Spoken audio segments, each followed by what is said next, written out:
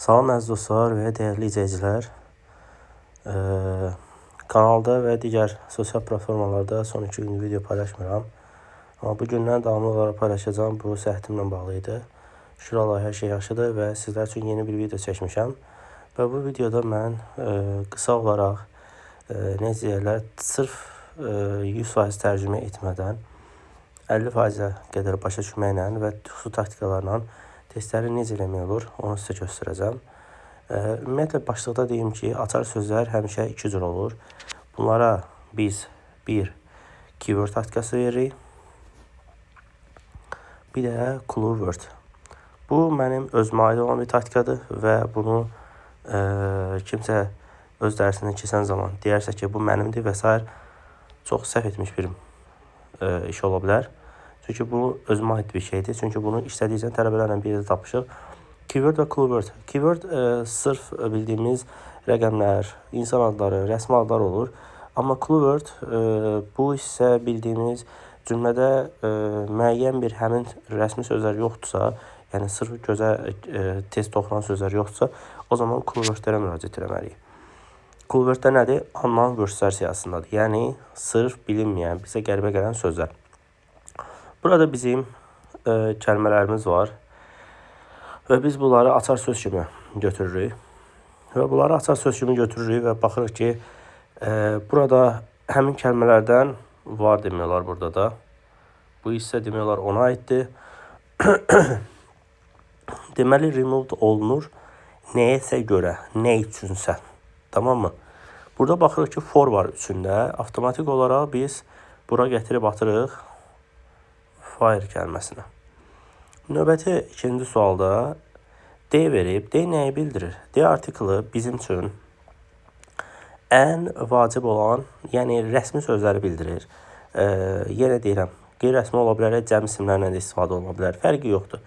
Amma bu bizi aldada bilməz. Yenə də biz baxmalıyıq ki, burada soil var, açar sözlərdən tops var, trees var, bir də ki, help ifadəsi var. Gəlirəm burada, bu ifadəni gördüm.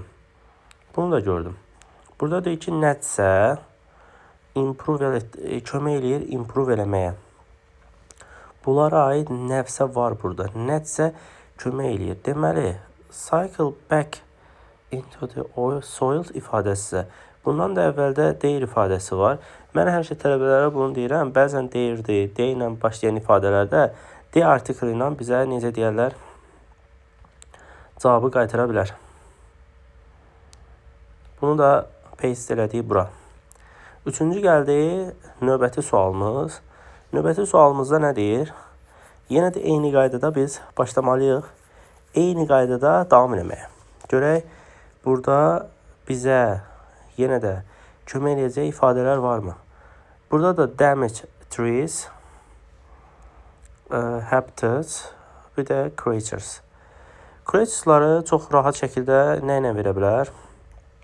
Hər hansı bir isimdir, orada bir neçə isimdən əvəzləyə bilər.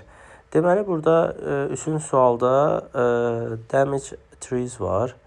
Deməli, trees burada var. Burada demək olar var. Amma deyir provide. Nədirsə provide eləyir yaşamla. Habitats deyək də. Baxıram ki, burada nədir bu? Bu yenə də deyirsə, burada deməli bizim cəm isimimiz gələcək. Səbəb ona görədir ki, provide ismi də cəmdədir. Üzr istəyirəm, provide fail də cəmdədir.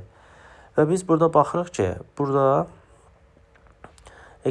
bu habitat cəmdədir, bu heç bu bizə aid deyil. Predators ola bilməz, yəni görünmür. Burada bu ismi götürmək olar. Səbəb ona görə götürmək olar ki, bu deyir çox əhəmiyyətlidir.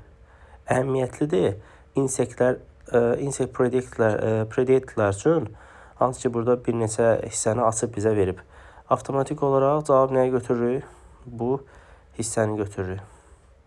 İndi gəlin yoxlayağın. Görəyin, həqiqətənmi cavablarımız bizə doğru bir variantı gətirib verirmi? Avtomatik olaraq 3 variantı 3 də doğrudur.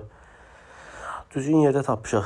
Səbəb ona görə ki, bəlkə də bu sualda biraz qarşı ola bilərdi. Bu sualda da yenə mən cəm isimlə getməli oldum. Səbəb ona görədir ki,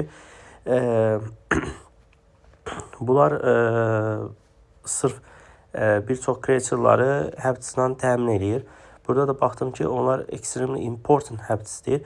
Yəni sırf olaraq nədir onu təmin edən avtomatik olaraq bu ifadə oldu.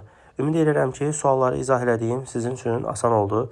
Əlbəttə ki, testləri işləyəndə eyni qaydada getmək lazımdır. Məsələn, 4-cü sualda da bu ifadəni verib, həm də yadda saxlayın. Baxın, məsələn, bu 4-cü suala fikir verin, ən asan sualdır. Some trees, many species that are small, such as baxırsınızsa avtomatik olaraq like var burada. Avtomatik olaraq da cavabı onu verəcək. Məsələn, burada 5-ci sualda any trees that are should be left to grow bla bla bla bla. Deməli burada artsa baxırıq ki trees burada da avtomatik olaraq bunu off-la bir yerə gətirib. Ümumiyyətlə yadda saxlayın. Cavablar həmişə bir-birinə yaxın yerdə olur. Yəni sualın məsələn 2-ci sual tapdımsa, bunun cavabı 2-ci sualdakı olacaq söz ehtiyatı. Bu boşluqda verilmiş boşluqdan sonraki sözlər var ha. From the tops of bla bla bla bla.